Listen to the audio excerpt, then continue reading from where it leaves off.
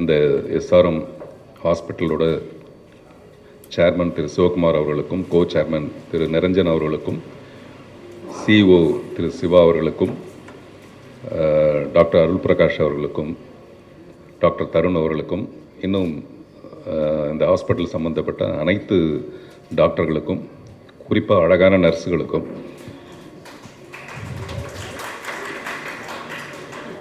அது நம்ம புத்தி அங்கே தான் போகும்.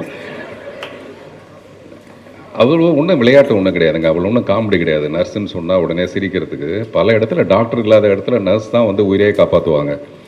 ஃபஸ்ட் எய்டெல்லாம் அவங்க தான் பண்ணுவாங்க. அப்புறம் தான் டாக்டர்ஸ் வருவாங்க. சம்டைம்ஸ் அனஸ்தீஷியாவை அவங்களே கொடுப்பாங்க. அனஸ்தீஷியானா கொடுக்கறதில்ல, அவங்க பார்வையிலே கொடுப்பாங்க. அந்த மாதிரியான நிறைய நர்ஸ் எல்லாம் இருக்காங்க. சிவா சார் குறிப்பிடும்போது சொன்னார் பார்த்திபன் மனிதநேயம்ன்றதை பற்றி. எனக்கு ரொம்ப மகிழ்ச்சி. நம்ம எல்லாருக்கும் ஒரு சமூக அக்கறை ஒன்று இருக்கணும். அந்த அக்கறையோடு நிறுவப்பட்டது தான் அந்த பார்த்திபன் மனிதநேயம்ன்றது. அதில் நிறைய இந்த 35 வருஷமாக என்னால் முடிஞ்ச விஷயங்கள்லாம் நான் அதில் பண்ணியிருக்கேன். நிறைய சேவைகள் நான் சம்பாரித்ததில் பாதி சினிமாவும் பாதி வந்து சமூகமும் இருந்திருக்கிறதுக்கு அதுக்கு பின்னாடி பார்த்திபன் மனிதநேயம்ன்றது தான் முக்கியமான விஷயம். அதை பற்றி ஒரு பெரியவர் வந்து ஒரு மேடையில் என்னை ரொம்ப பாராட்டி பேசும்போது சொன்னார், பார்த்திபனுக்கு வந்து டாக்டர் கொடுக்கலாம், ஒரு டாக்டர் இல்லை ஒரு 50 டாக்டர் கொடுக்கலாம் அப்படின்னாரு. அப்புறம் நான் பேசும்போது சொன்னேன், 50 டாக்டருக்கு பதிலாக 25 டாக்டர் கொடுத்துட்டு 25 நர்ஸு கொடுத்தீங்கன்னா கொஞ்சம் யூஸ்ஃபுல்லாக இருக்கும். எனக்கு இல்லைங்க, அந்த டாக்டர்ஸ்க்கெலாம் யூஸ்ஃபுல்லாக இருக்கும் அப்படின்னா. எப்போவுமே நம்ம வந்து இப்படியே தான். நான் ஐசியூவில் கூட கொஞ்சம் சீரியஸாக இருக்க மாட்டேன். ஐசியூவில் கூட அது வந்து நம்ம தலைவர் நித்யானந்தா வந்து இப்போ சமீபத்தில் சொல்லியிருக்காரு, எவன் ஒருத்தன் எல்லாம் நடக்கிற விஷயங்களை பூரா நகைச்சுவையாக எடுத்துக்கிட்டு காமெடியாக இருக்கானோ அவன் ரியல் லைஃப்பில் ஹீரோவாக இருக்கான். எவன் ரொம்ப ஹீரோவாக இருக்கிறேன்னு கான்ஸ்டிபேஷன் ஃபேஸில் இருக்கிற மாதிரி ஒருத்தன் இருக்கானோ அவன் வந்து லைஃப்பில் காமெடியன் ஆகிடுவான். அதனால் அதை நம்ம ஃபாலோ பண்ணலான்னு எனக்கு தோணுச்சு. ஸோ எஸ்ஆர்எம்க்கு வந்து நான் எப்போவுமே குதர்க்கமாக அதுக்குள்ளே வேறு ஏதாவது ஒரு விஷயத்தை பார்ப்பேன். எஸ்ஆர்எம் ஆரம்பிக்கலாமா? திரு நிரஞ்சன் அவர்கள் வந்து அவங்க அப்பா கிட்ட போய் இப்படி ஒரு ஸ்பெஷாலிட்டியான ஒரு ஹாஸ்பிட்டல் முதல்ல நம்ம ஆரம்பிக்கலாமா, ஆரம்பிக்கலாம் அப்படின்னு அவர் சொல்கிறது தான் எஸ்ஆர்எம் ஹாஸ்பிட்டல் அப்படின்னு சொல்லிட்டு அதுக்கு ஒரு விளக்கத்தை சொல்லணும்னு ஆசைப்பட்டேன். அதே மாதிரி எப்போ ஆரம்பிக்கலாம் அப்படின்னா, நவம்பருங்கிறது NOVEMBER கிடையாது, NOWEM நவ், இப்போவே ஆரம்பிக்கலாம். அந்த மாதிரியான ஒரு போக்கில் இந்த எஸ்ஆர்எம் செயல்படுறதுனால எல்லாமே இப்போ தமிழ்நாட்டில் டாக்டர் விளக்கும்போது சொன்னார், முதல் முறையான இந்த மாதிரியான ஸ்பெஷாலிட்டி ஹாஸ்பிட்டல் அது ரொம்ப அவசியமான விஷயம். இப்போ நமக்கு ரொம்ப முக்கியமான விஷயமே வெல்த்தை விட ஹெல்த்து தான் முக்கியம். அப்போ ஹெல்த்தில் வந்து இவ்வளோ அட்வான்ஸ்டாக இருக்கிறது வந்து நிறைய உயிர்களை முன்கூட்டியே காப்பாற்றுறதுக்கான ஒரு விஷயம். இப்போ எங்கள் அப்பா வந்து கேன்சரில் இறந்தார். அப்போ வந்து வறுமை ரொம்ப அதிகமாக இருந்தது. அதனால் அவரை காப்பாற்றுறது ரொம்ப கஷ்டமாக இருந்தது. பட் இப்போ வசதி இருக்கும்போது காப்பாற்றோன்னா டெஃபினட்டாக ஒரு அட்வான்ஸ்டான ஹாஸ்பிட்டல் வேணும். அதுதான் வந்து உயிர்களை காப்பாற்ற முடியும். ஸோ அந்த வகையில் அதே மாதிரி லிவருங்கிறத வந்து நான் இதில் போய் பார்த்தோம்னா அகராதியில் எல்லாமே கல்லீரல் தான் போட்டிருக்கு. ஒன் ஹூ கிவ்ஸ் அவரை வந்து கிவருங்கிறோம். அந்த மாதிரி யார் லிவரோட வாழ்கிறவங்கள அவங்க ஏன் லிவர்னு நம்ம சொல்லக்கூடாது? அதில் லிவர் நான் லிவர்னு பிரிச்சுக்கலாம். ஒருத்தன் நல்ல லிவரோட வாழ்கிறவனை லிவர்னு சொல்லலாம். அந்த பிலீவர்னு ஒரு சாங் இருக்குது, அது கூட பிலீவ் இன் லிவர், அதனால தான் அது பிலீவர்னு சொல்லியிருப்பாங்களோ அப்படின்னு. கொஞ்சம் லோக்கலாக சொன்னால் தான் இதெல்லாம் போய் சேரும்.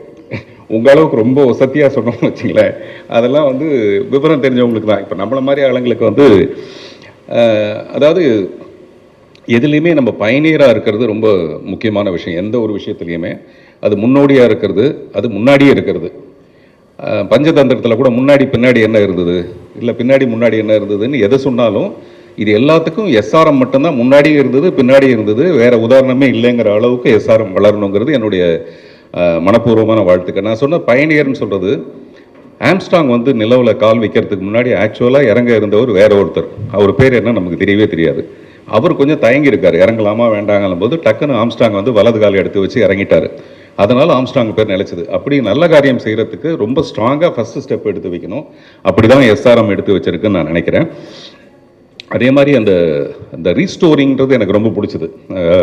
ரீஸ்டோரிங் லைஃப்ஸுங்கிறது எனக்கு ரொம்ப ரொம்ப பிடிச்சது. அதுக்கு ஒரு உதாரணம் சொல்லணும்னா, இந்தூரில் வந்து முதல்ல மும்தாஜ் வந்து இறந்தது வந்து இந்தூர்னு ஒரு இடத்துல இறந்து ஒரு 7 மாதம் வந்து அங்கே தான் இருந்திருக்காங்க அவங்களுடைய பாடி.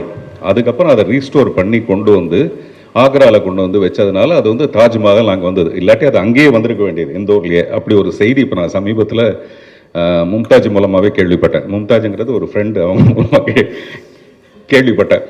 சமீபத்தில் மோகினின்னு ஒரு ஆர்டிஸ்ட் என்னோட உன்னை வாழ்த்தி பாடுகிறேன்னு ஒரு படத்தில் நடிச்சிருக்காங்க. அவங்க சொல்லியிருக்காங்க, பார்த்திபனோட பேச்சு திறமை எப்படின்னா, அவர் தாஜ்மஹாலை பேசி பேசியே விற்றுருவார், அது வாங்குறவனுக்கும் தெரியாது விற்கிறவனுக்கும் தெரியாதுன்ட்டு. நான் என்ன பேசி எப்படி விற்பேன்னா, நான் மும்தாஜி கிட்ட பேசி அந்த தாஜ்மஹாலை ஷாஜகானுக்கே விற்றுருவேன். அந்த மாதிரி. பட் இது வந்து சாதாரணமாக வரதில்லை, அதுக்கு பின்னாடி ஒரு பெரிய பயிற்சி ஒன்று இருக்குது. எல்லா விஷயமும் பயிற்சியும் முயற்சியும் ரொம்ப முக்கியமான விஷயம். அதுக்கு இந்த மாதிரி பயிற்சி பெற்ற டாக்டர்கள் இங்கே இருந்தால் கூட அதை முன்னெடுக்கிறதுக்கு எஸ்ஆர்எம் மாதிரி ஹாஸ்பிட்டலும் அதோட சேர்மனும் ரொம்ப ரொம்ப அவசியமான ஒரு விஷயம். இங்கே இருக்க டாக்டர்ஸ்லாம் கிட்டத்தட்ட ஒரு நரசிம்ம அவதாரம் மாதிரி. நரசிம்ம அவதாரங்கிறது அந்த குடலை உருவி மாலையாக போட்டிருப்பார்.